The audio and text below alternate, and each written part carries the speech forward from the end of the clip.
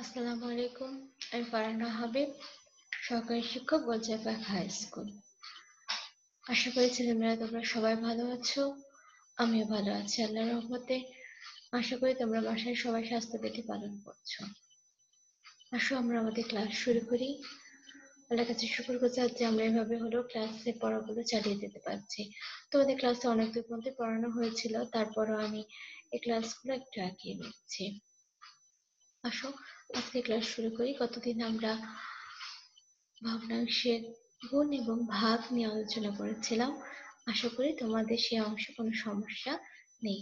আজকে আমি লসাগু ও গসাগু নিয়ে আলোচনা করব। আসো ভগ্নাংশের লসাগু এবং গসাগু আমরা কিভাবে করব সেটা নিয়ে একটু আমরা আলোচনা করি। এক্ষেত্রেও কিছু নিয়ম আছে। অঙ্ক বা গণিত মানেই হচ্ছে নিয়মের সমাহার। প্রতিটা কাজ, প্রতিটা পদক্ষেপ নিয়মের সাথে করতে হবে। তো ভগ্নাংশের যেটা গসাগু সেটা করার নিয়ম হচ্ছে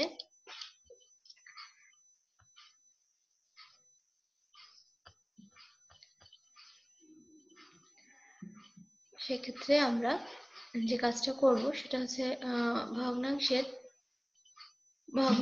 গসাগু করতে হলে অবশ্যই ভগ্নাংশের লবগুলোর গসাগু করতে হবে এবং হরগুলোর লসাগু করতে হবে। একইভাবে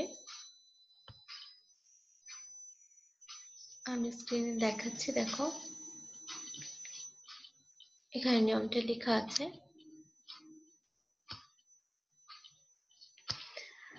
ভগ্নাংশের গসাগু করার নিয়ম হচ্ছে ভগ্নাংশের লবগুলোর গসাগু করতে হবে এবং হরগুলোর লসাগু করতে হবে। যখন আমরা গসাগু করব তখন আমরা লবগুলোর গসাগু নির্ণয় করব, কিন্তু হরের লসাগু নির্ণয় করব। আর যখন আমরা লসাগু নির্ণয় করব তখন আমরা ভগ্নাংশের লবগুলোর লসাগু নির্ণয় করব, কিন্তু হরের হচ্ছে গসাগু নির্ণয় করব। এটাই হচ্ছে এখানকার মূল বিষয়, যেটা আমাদেরকে মনে রাখতে হবে। ভগ্নাংশের এক্ষেত্রে আমরা দুটো ভগ্নাংশ নিব। দেখো আমি উদাহরণ দিয়ে দেখাচ্ছি যে আমরা ভগ্নাংশ যখন নিব, যেমন এখানে আমরা একটা পূর্ণ সংখ্যা নিয়েছি, একটা মিশ্র ভগ্নাংশ নিয়েছি, একটা হচ্ছে প্রকৃত ভগ্নাংশ নিয়েছি। আমরা জানি যদি হচ্ছে আমরা এখন মানে মিশ্র ভগ্নাংশ নেই, তাহলে মিশ্র ভগ্নাংশ অবশ্যই অপ্রকৃত ভগ্নাংশে প্রথমে পরিণত করে নিতে হবে। তাহলে সেক্ষেত্রে ভগ্নাংশে আমার লব দাঁড়াচ্ছে 8, 12 এবং 8। এদের যদি আমি গসাগু নির্ণয় করি, তোমরা গসাগু নির্ণয়ের যেহেতু পদ্ধতি জানো, তাহলে বাসায় একটু নিচে নিচে খাতায় গসাগুটা নির্ণয় করো। যে আমি যেহেতু নির্ণয় করেছি, নির্ণয় করলে গসাগুটা দাঁড়ায় হচ্ছে 4 এবং ভগ্নাংশের হরগুলোর আমাদেরকে লসাগু নির্ণয় করতে হবে। আমাদের হরগুলো হচ্ছে 1, 5 এবং 10। এক্ষেত্রে আমি আগেও বলেছি যে সামনেরটা পূর্ণ সংখ্যা ছিল, পূর্ণ সংখ্যার নিচে কোনো সংখ্যা থাকে না, অর্থাৎ এটা ভগ্নাংশ নয় বলে। যখন ভগ্নাংশ হবে না অর্থাৎ পূর্ণ সংখ্যা থাকবে, তখন আমাদেরকে যদি হর না থাকে সেক্ষেত্রে আমরা নিচে 1 ধরে নিব, দিয়ে আমরা যে লসাগু নির্ণয়ের কাজ সেটা করব। এক্ষেত্রে যেহেতু কিছু নাই সেহেতু আমরা 8-এর নিচে 1 ধরে নিব, তাই এখানে আমি 1, 5 এবং 10-এর লসাগু নির্ণয় করেছি।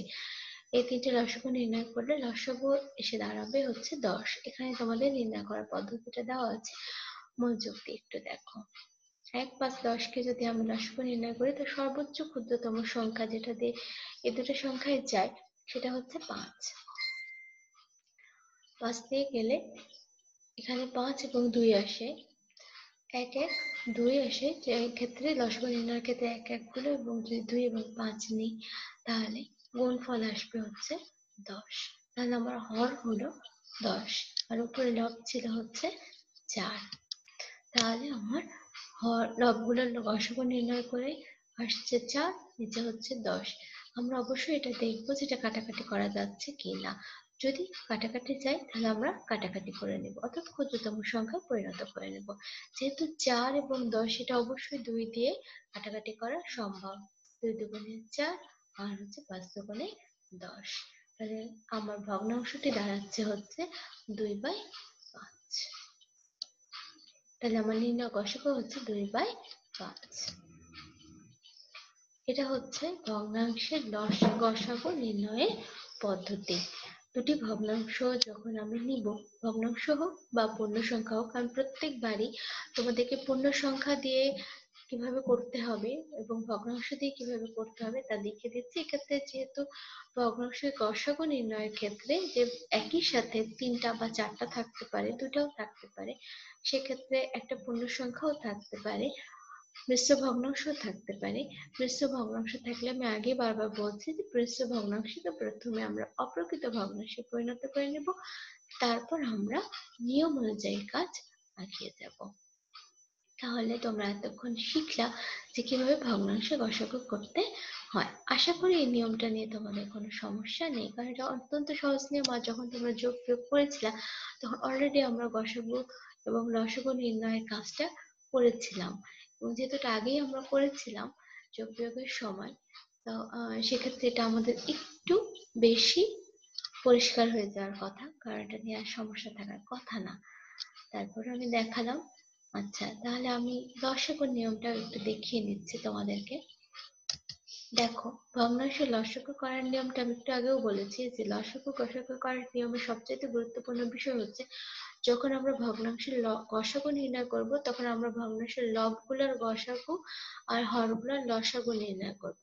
কিন্তু যখন আমরা লসাগু নির্ণয় করব তখন আমরা ভগ্নাংশের লবগুলোর লসাগু আর ভগ্নাংশের হরগুলোর গসাগু নির্ণয় করব। এক্ষেত্রে যখন আমরা একটা ভগ্নাংশ নিই, লসাগু নির্ণয় করছি, তখন দেখো এখানে আবারও আমি পূর্ণ সংখ্যা নিয়েছি। উদাহরণে 3 একটি পূর্ণ সংখ্যা, 24/38 এবং 15/34 আমরা লসাগু নির্ণয় করব, দুটি ভগ্নাংশ।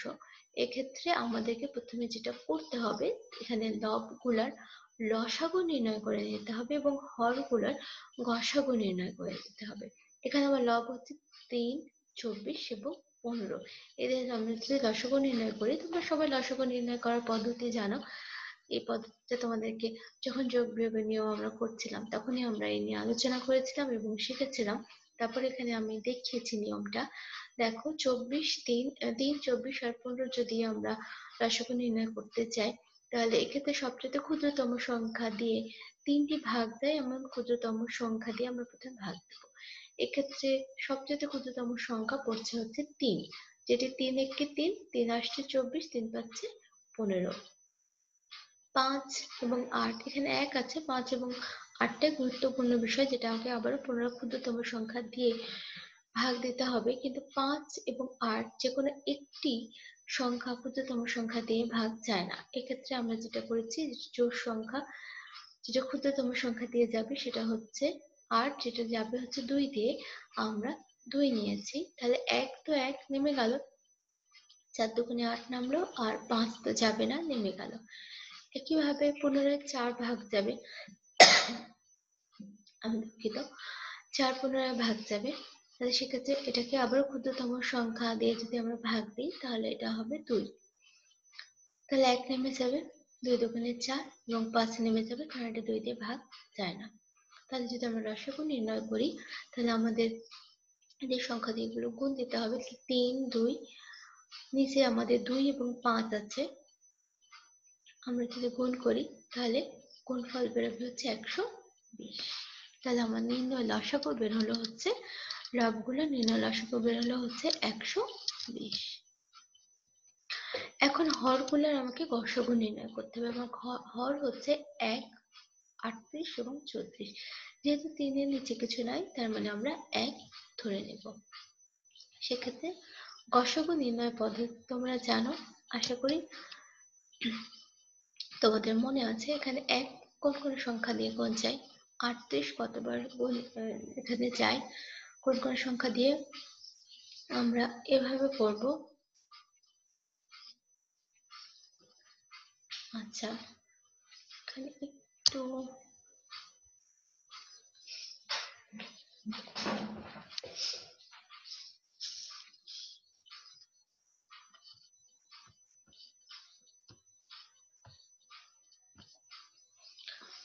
এখানে 38 এবং 34 আমরা গুণ পদ্ধতিতে, যেটা উৎপাদক পদ্ধতি, সেভাবে আমরা নিয়েছি। এক্ষেত্রে 38 এবং 34কে যেভাবে আমরা নির্ণয় করব সে পদ্ধতি তোমাদেরকে দেখানো আছে।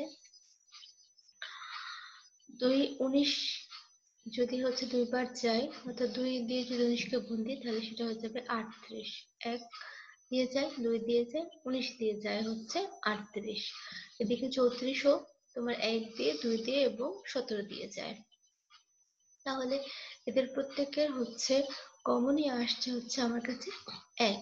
তাহলে আমার নির্ণয় গসাগু হচ্ছে 1। তাহলে আমাদের লসাগু হচ্ছে 120/1। আশা করি তোমাদের বুঝতে কোনো সমস্যা নেই। তারপরে যদি কোনো সমস্যা অসুবিধা হয় তাহলে অবশ্যই আমাকে জানাবে। আজকের এই ক্লাস এ পর্যন্তই। তোমরা ভালো থেকো, সুস্থ থেকো। আল্লাহ হাফেজ।